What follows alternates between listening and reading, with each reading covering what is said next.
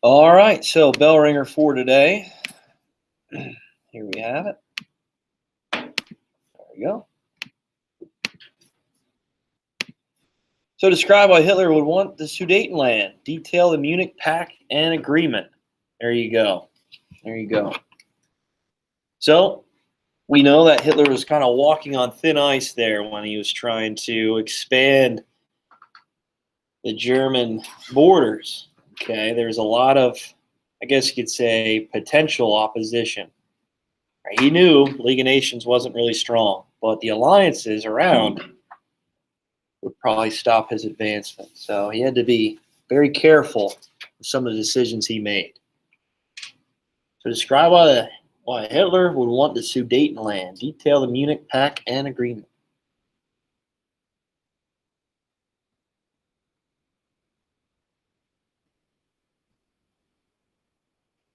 Give you some time to work on that.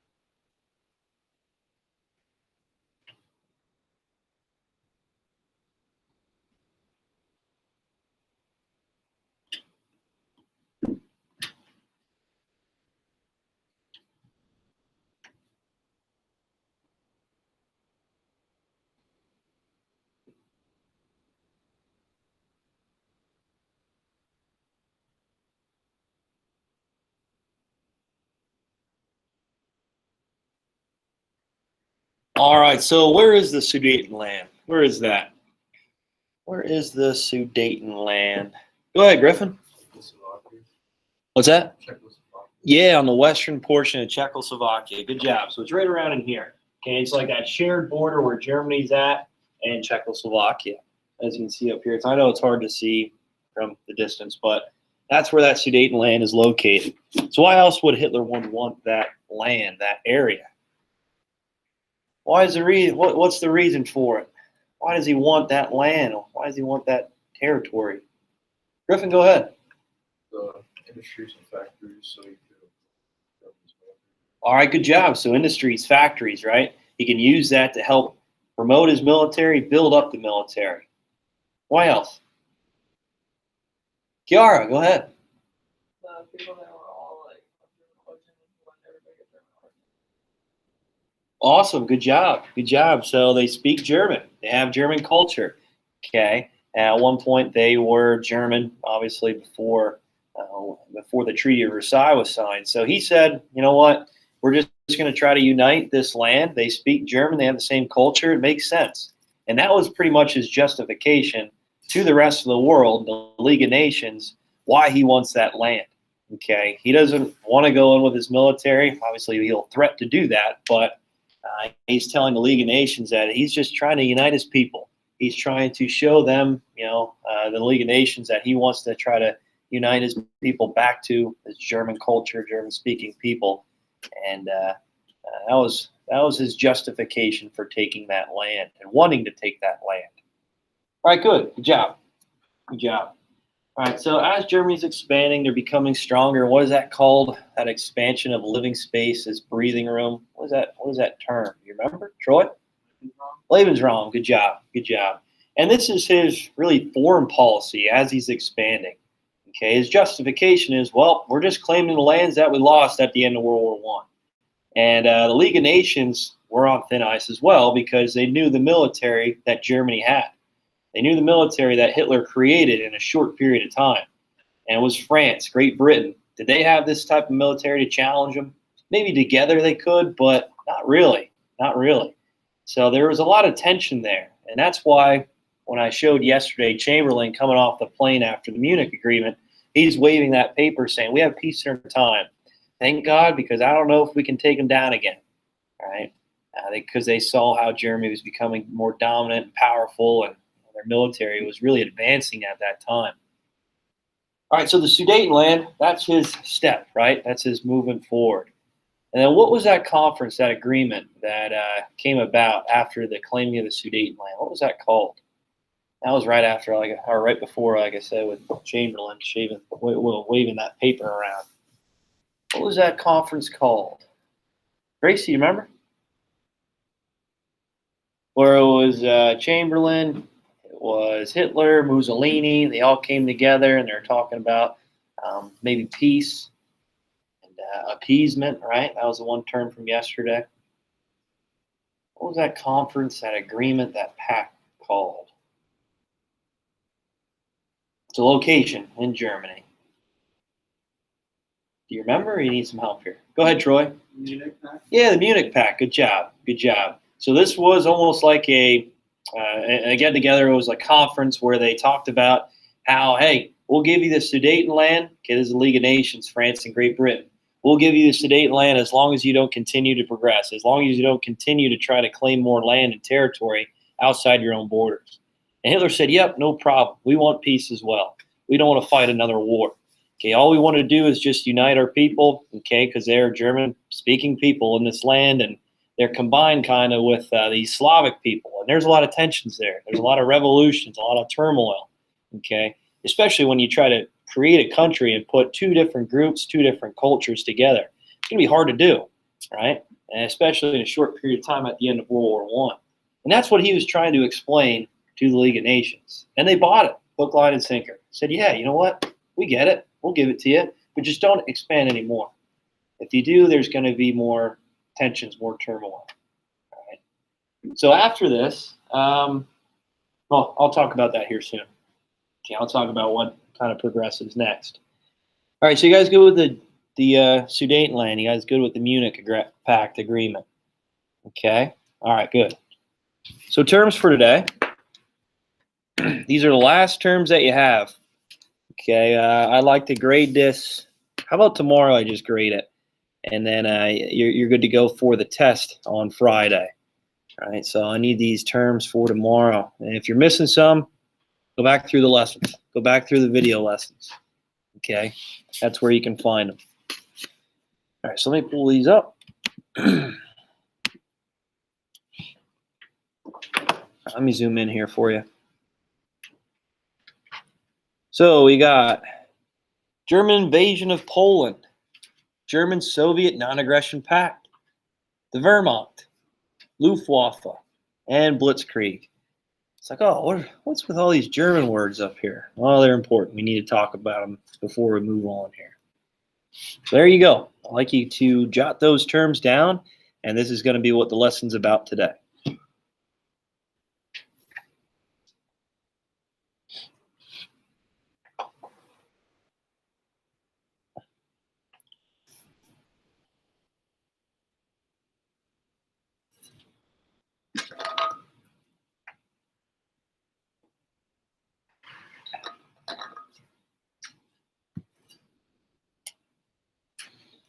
I want to give you about 4 to 5 minutes. I know there's quite a few terms here, but this is it then. Reminder, there will be the map of Europe. Okay, that will be on the test for Friday. So make sure you review that activity that I posted, seems like a week ago now, maybe even longer. So review over that, make sure you have it. Okay, and maybe I'll try to find another game or something so that you can pick out those countries in a short amount of time. We'll see. I'll let you guys work on this for now.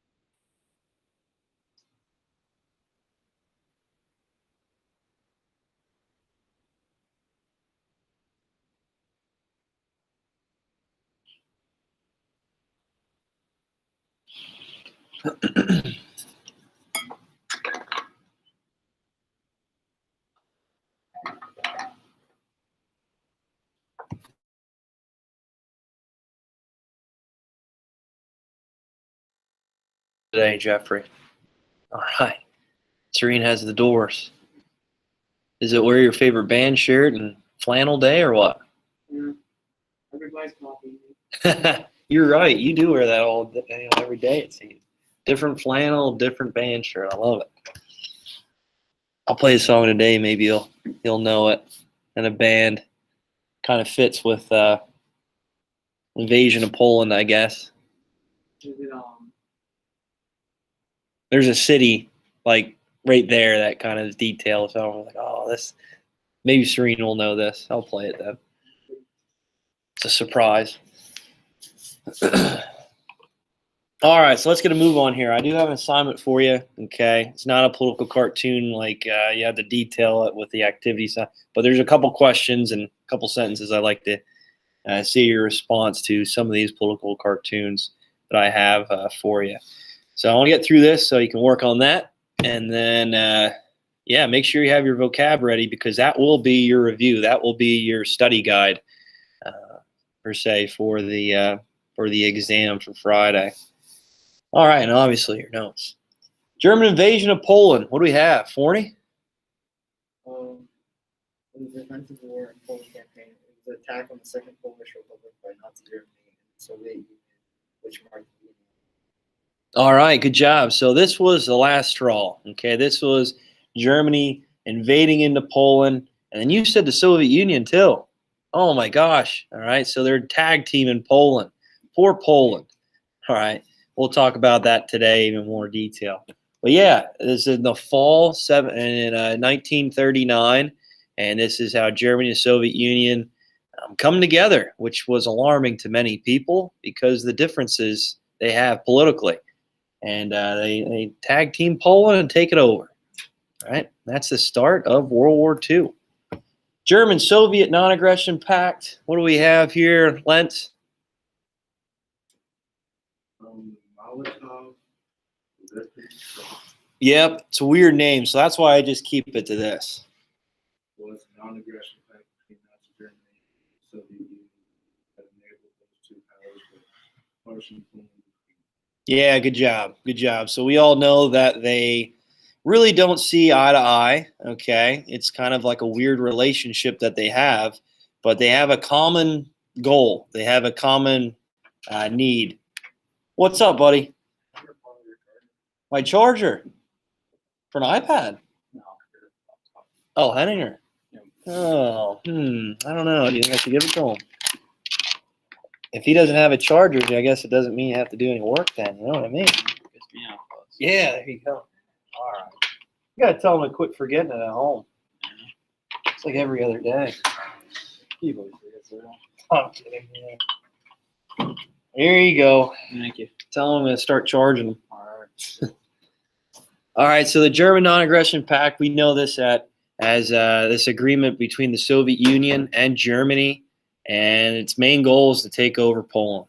Okay, it's like a weird alliance. It's a weird relationship that they have, which kind of turns the head of many people and countries, right? So the United States, France, Great Britain are like, wait a minute, why are they friends? Why are they coming together on this? Doesn't make any sense. But there were, I guess you could say, advantages, disadvantages to it, which we'll talk about. Right, the Wehrmacht. What do you got? The Wehrmacht. Troy, what do you have? Unified armed forces of Nazi Germany. Yeah, good job. So this is like their land army, okay? This is like their soldiers, their troops. Okay, the Wehrmacht. It's like their army. It's just another name for the German army at the time of World War II. And yeah. So there's interesting books and novels about them and maybe how some of these soldiers were in line with the Nazi ideology. Some of them, maybe not, right? Maybe not. They just had to join in fear, right? That they could be casted out, exiled, killed, you name it. All right, so that's the Wehrmacht, the Nazi army, land army, I guess you can put down. Luftwaffe. Sounds like a waffle you can eat. That goes, right? Luftwaffe. What do you got, Kiara? Can't hear you. The Air Force? Yeah, it's the German Air Force, all right? The Luftwaffe, you can just put the German Air Force. And that's going to be used heavily with the next tactic. It's a military tactic, and it's almost like a shock and awe effect, okay, where these armed forces all come together for rapid aggression, okay, on the battlefield. So Luftwaffe, German Air Force. All right, Blitzkrieg, what do we got? Blitzkrieg. Troy, what do you have, buddy? That's military. Yeah, good job. Good job. So the Blitzkrieg attack tactic is used to take over large portions of land very quickly. And this is used in Poland at the start of the war very effectively by Germany. Okay, they come in first with the Air Force, they loosen things up, and then they roll in with the tanks, take out a lot of the armored vehicles or opposition, barricades, you name it. And then the soldiers come in afterwards to mop everything up. If any guys are just kind of crawling on the battlefield, keep moving, right? No, I'm just kidding. Well, not really, but yeah, that's Blitzkrieg right there. Lightning warfare is what they call it, right? So if you want to put in parentheses, lightning warfare, that's what it means. So they first come in with the Luftwaffe, the Air Force. There you go. You can use that term for the description. The tanks, the armored vehicles, are coming rolling in next. And finally, the Wehrmacht. I guess you can put in another term for that description.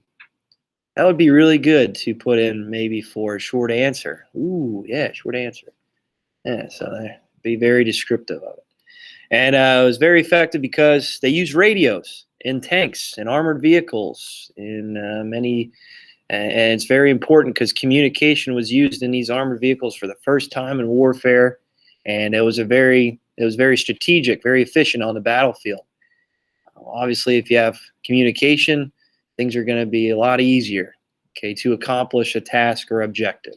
All right, so make sure you put that down in your description as well. Are you guys good with that? Those terms? Okay, cool. All right, so today, we'll talk about the invasion of Poland, steps closer to World War II. This is the start of it. All right, this is the start of it. Where are we at here? All right, so in 1939, do you think Hitler stopped after the Sudetenland? Do you think he stopped after that Munich Agreement or Pact? No. He thought, well, you know what? We're just going to take the rest of Czechoslovakia because, well, we can. We have a strong military. They have some industrial power that we can use to help build up our military. And it doesn't make any sense, right? They're combining countries and nationalities together, and this is causing uproars, rebellions. It doesn't make sense. The League of Nations created all these countries at the end of World War I and mixing ethnic groups together, mixing cultures together. Okay, people that have different types of languages. Okay, that's not going to work. We're trying to solve this issue. We're trying to solve it and move forward to make sure everybody's united. Okay, make sure that we have similarities in culture and language. So Czechoslovakia, they take it pretty quick, no problem. Then finally, what do you think the League of Nations are thinking about this? What do you think France and Great Britain are thinking when Hitler finally takes all of Czechoslovakia? Troy, what do you think? Yeah, we should have stepped forward. Maybe we should have stepped up and stopped them before appeasing them with the Sudetenland, right? Okay, we knew that Hitler wasn't going to stay to his word. Maybe not. Chamberlain was waving that paper around. It's like, oh yeah, here we go. This is it. As sweat's pouring down his head. Hopefully he stops. But then obviously we know he doesn't. So Czechoslovakia is fully taken. So we know the Sudetenland is the western portion of it. He finally takes it all. Okay.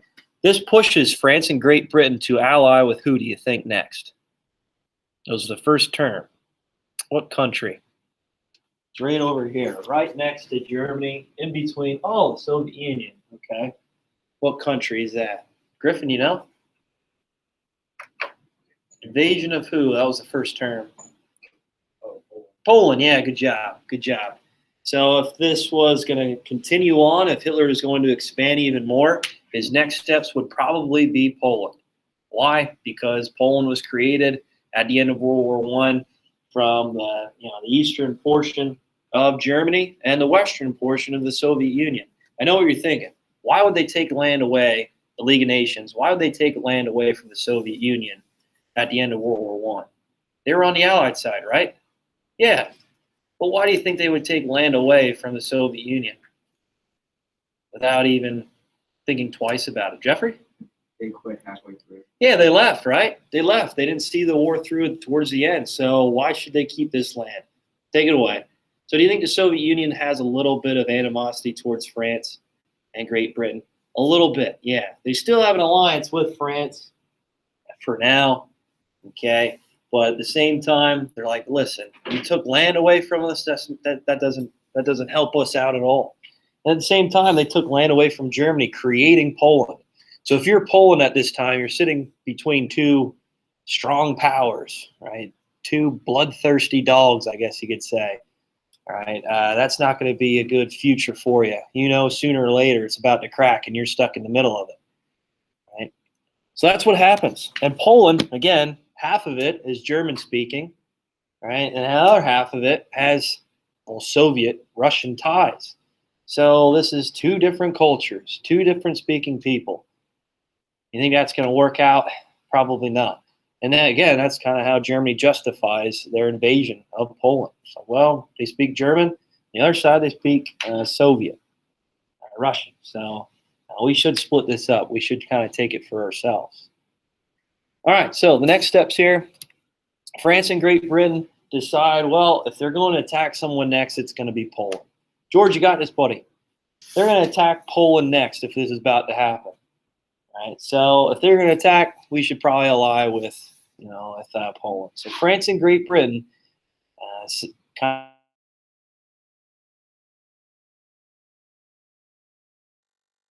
Hitler tries to invade. This is going to be the start of World War II. Okay, so Poland's joining this alliance with France and Great Britain.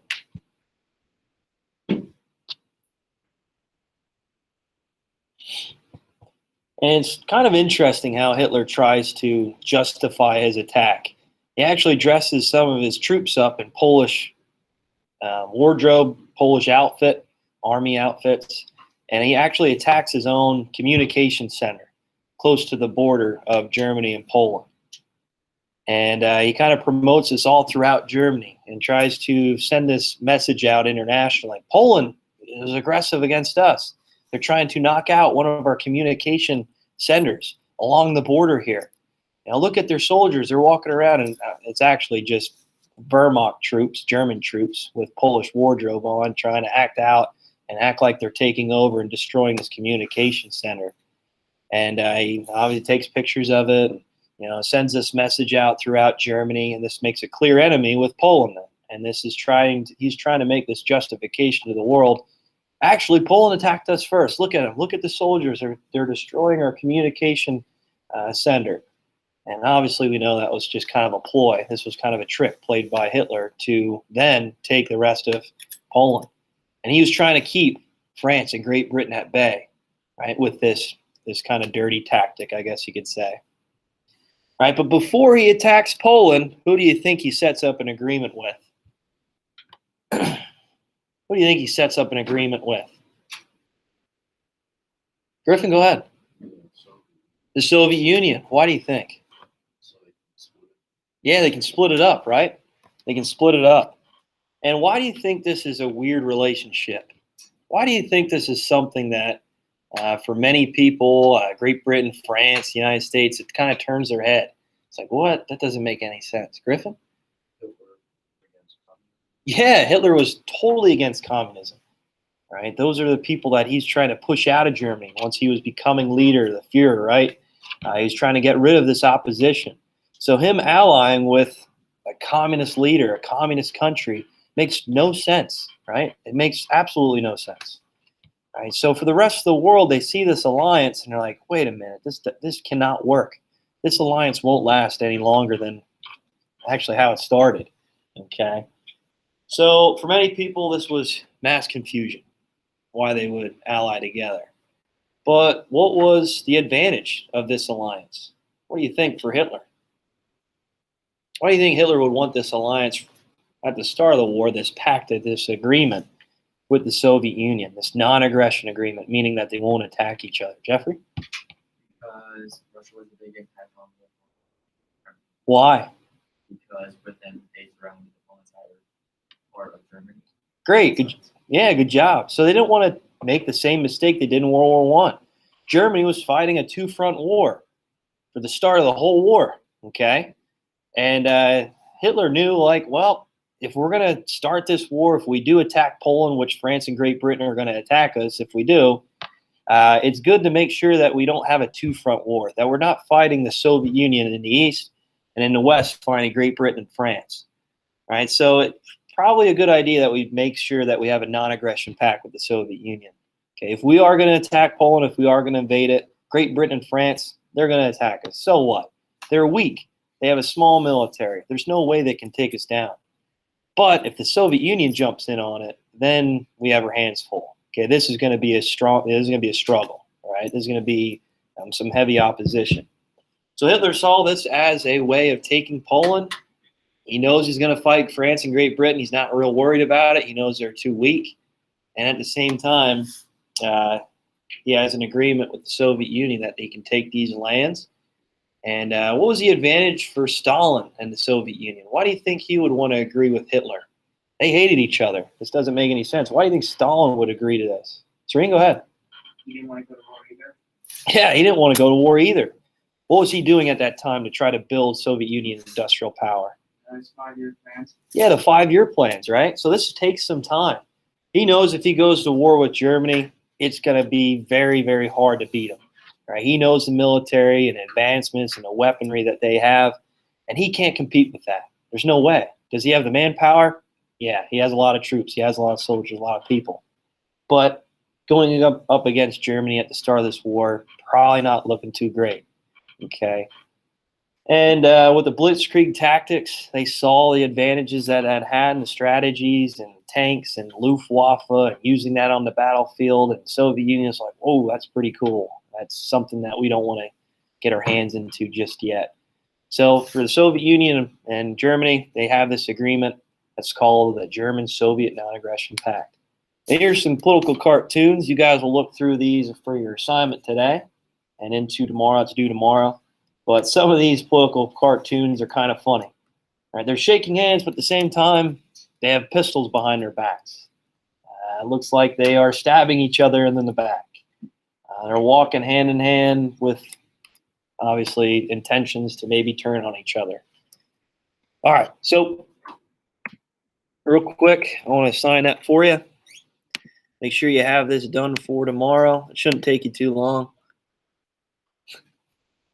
I was waiting for you to look over.